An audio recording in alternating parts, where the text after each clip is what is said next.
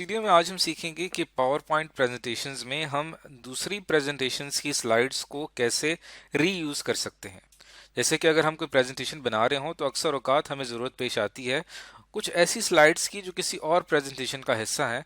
तो क्या हम उन प्रेजेंटेशन की स्लाइड्स को अपनी प्रेजेंटेशन का हिस्सा बना सकते हैं? तो इसके लिए हम इस चीज़ को सीखेंगे। अब हम अच्छी तरह से जानते हैं कि आप आसानी के साथ अपनी प्रेजेंटेशंस ओपन जो प्रेजेंटेशंस होती हैं उसमें आप स्लाइड्स को एक जगह से दूसरी जगह मूव कर सकते हैं। यानी कि मैं एक प्रेजेंटेशन की स्लाइड को कॉपी करूंगा और दूसरी प्रेजेंटेशन में जाके उसको पेस्ट कर दूंगा।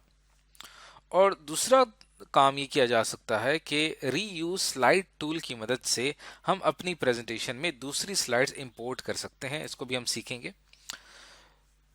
और फिर जब आपको ये पता चल जाता है कि आप स्लाइड का इस्तेमाल कर सकते हैं मुख्तलिफ प्रेजेंटेशन में, एक स्लाइड मुख्तलिफ प्रेजेंटेशन में इस्तेमाल की जा सकती है, तो क्यों ना उस स्लाइड को पब्लिश कर दिया जाए स्लाइड लाइब्रेरी में आपके कंप्यूटर में, और फिर जब भी दिल किया वहां से आप उसका इस्तेमाल कर सकते हैं। तो इन तमाम चीज़ों को सीखने के लिए हम क्या करते हैं, पहले कुछ प्रेजेंटेशंस ओपन कर लेते हैं। तो लेट्स सपोज कि ये हमारे पास एक प्रेजेंटेशन है और उसके साथ ही हमने एक और प्रेजेंटेशन ओपन की है स्कूल डिज़ाइन के हवाले से। अब अगर हम इसमें से किसी भी एक स्लाइड को कॉपी करना चाहते हैं किसी भी दूसरी प्रेजेंटेशन में, तो आप इसके ऊपर राइट क्लिक करके कॉपी के ऊपर क्लिक करेंगे और फिर जो प्रेजेंटेशन है, फॉर एग्जांपल यहाँ पे मैं थर्ड के बाद यहाँ पे सेकंड के बाद यहाँ पे पेस्ट करना चाहता हूँ, तो यहाँ पे मैं पेस्ट कर देता हूँ।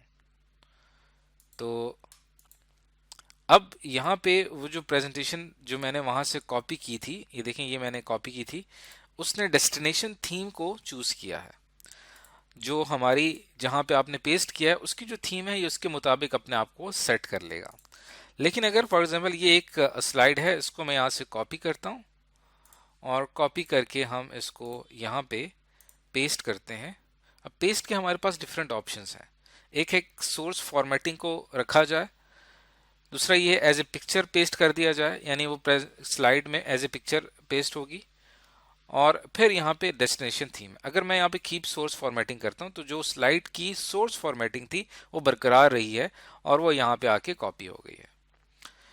या इसको ऐसे भी किया जा सकता है कि यहाँ से अगर मैं यहाँ से इसको क्लिक किया मैंने और यहाँ से अगर हम इसको ऐसे ड्रैग करें और ड्रैग करके, बल्कि ड्रैग हम इस तरह नहीं कर सकते, उसके लिए हम एक और काम करेंगे, व्यू में जाते हैं और विंडो में जाके अरेंज ऑल पे क्लिक करते हैं। अब फॉर एग्जांपल यहाँ पे मेरे पास ये एक स्कूल वाली प्रेजेंटेशन है।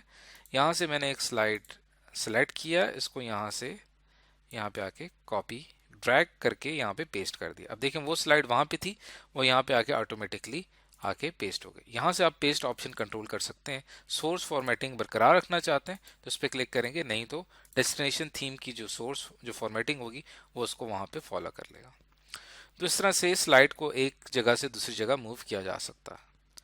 अब हम एक और चीज़ यहाँ पे सीखते हैं कि, बल्कि हम इसको ओपन कर लेते हैं कि अब मैं इस प्रेजेंटेशन का इस्तेमाल कर रहा हूँ, अचानक मुझे ज़रूरत पड़ती है एक ऐसी स्लाइड की जो कि किसी और प्रेजेंटेशन में, तो वहाँ से मैं स्लाइड को इंपोर्ट कैसे कर सकता हूँ। उसके लिए आप क्लिक करेंगे होम टैब पे और होम टैब में स्लाइड्स के इस सेक्शन में आपको नजर आएगा न्यू स्लाइड का ऑप्शन, और फिर यहाँ पे आपके पास ऑप्शन आएगा री यूज स्लाइड का। इसके ऊपर मैं क्लिक करूंगा तो री यूज स्लाइड्स के हवाले से हमारे पास एक साइड विंडो ओपन हो जाएगी। यहाँ पे मैं उस स्लाइड को तलाश कर सकता हूँ कि वो स्लाइड कहाँ पे मौजूद है। अब जैसे कि मैंने डेस्कटॉप पे फॉर एग्जांपल ये वो प्रेजेंटेशन है जहाँ पे वो स्लाइड पाई जाती है जिसे मैं तलाश कर रहा हूँ, उसको मैं सेलेक्ट करके ओपन कर लेता हूँ। तो देखें ये मेरे पास यहाँ पे ओपन हो गई है। अब मैं यहाँ पे स्लाइड लाना चाहता हूँ जो कि पहले मैं इस प्रेजेंटेशन में इस्तेमाल कर चुका था, लेकिन मुझे ज़रूरत पड़ रही है कि मैं उसको दोबारा से इस्तेमाल कर सकूं। तो उसके लिए मैं यहाँ पे इसको यहाँ से मैं सेलेक्ट करता हूँ और इसको मैंने यहाँ पे ऐड कर दिया। लेकिन ये डेस्टिनेशन थीम को जो है वो फॉलो कर रहा है, हमारी जो थीम है जो हम चाह रहे हैं उसको ये फॉलो नहीं कर रहा। तो उसके लिए हम इसके ऊपर राइट क्लिक करते हैं और इसके ऊपर आ रहा है इंसर्ट स्लाइड का, इंसर्ट स्लाइड पे क्लिक करूंगा तो ये यहाँ पे इंसर्ट हो जाएगी। लेकिन अगर मैं इसके ऊपर राइट क्लिक करता हूँ इंसर्ट ऑल स्लाइड्स का, तो सारी स्लाइड हो जाएंगी, लेकिन हमें एक स्पेसिफिक स्लाइड चाहिए ये वाली। और उसके बाद अगर मैं यहाँ पे क्लिक करता हूँ apply theme to all slides के ऊपर, तो आप देखें कि ये वाली जो थीम थी, ये वाली थीम हमारी बाकी प्रेजेंटेशन में अप्लाई कर दी गई है। आप देखें कि आपको यहाँ पे कलर स्कीम थोड़ी सी इससे मैच नज़र आ रही है। और अगर मैं यहाँ पे क्लिक करता हूँ apply theme to selected slide, यानी जो स्लाइड मैंने सेलेक्ट की हुई थी, फॉर एग्जांपल ये एक स्लाइड है और इसकी थीम मैं सेट करना चाहता हूँ, तो apply theme to selected slide पे करूँगा तो इसकी थीम यहाँ पे आके सेट हो जाएगी। तो इस तरह से आप, अब जैसे ये एक स्लाइड है और ये एक स्लाइड है, डिफरेंट स्लाइड्स हैं यहाँ पे, मैं इसको यहाँ से क्लोज कर देता हूँ और अब आप देखें कि ये मेरी प्रेजेंटेशन है। और फिर मैं यहाँ पे फिर से ये रीयूज स्लाइड पे आता हूँ और यहाँ से आने के बाद हम यहाँ पे क्लिक करेंगे ब्राउज के ऊपर और फिर यहाँ पे हम स्कूल की जो प्रेजेंटेशन है उसको ओपन कर लेते हैं।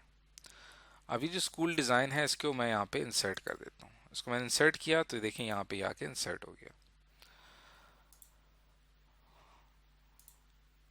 तो इस तरह से हम प्रेजेंटेशंस को, की जो स्लाइड्स हैं उनको हम रीयूज कर सकते हैं। अभी जितनी भी स्लाइड्स हैं इनको मैं यहाँ पे क्लोज कर देता हूँ और इसको सेव करने की ज़रूरत नहीं है। अब इस चीज़ को हम थोड़ा सा इस तरह से देखते हैं कि यहाँ से अगर मैं इस स्लाइड को ओपन कर लेता हूँ स्कूल की, और यहाँ पे करने के बाद अब न्यू स्लाइड पे जाता हूँ, रीयूज स्लाइड पे जाऊँगा, तो एक तो ये कि आप open a power point file के ऊपर क्लिक कर सकते हैं। इसके अलावा पहले से जो आपने फाइल्स खोली होंगी वो यहाँ पे आ रही होंगी और जैसे मैं इसके ऊपर क्लिक करूंगा तो आपके पास जितनी भी पावर पॉइंट फाइल्स हैं वो आपको वहां तक पहुंचा देगा आपकी विंडो।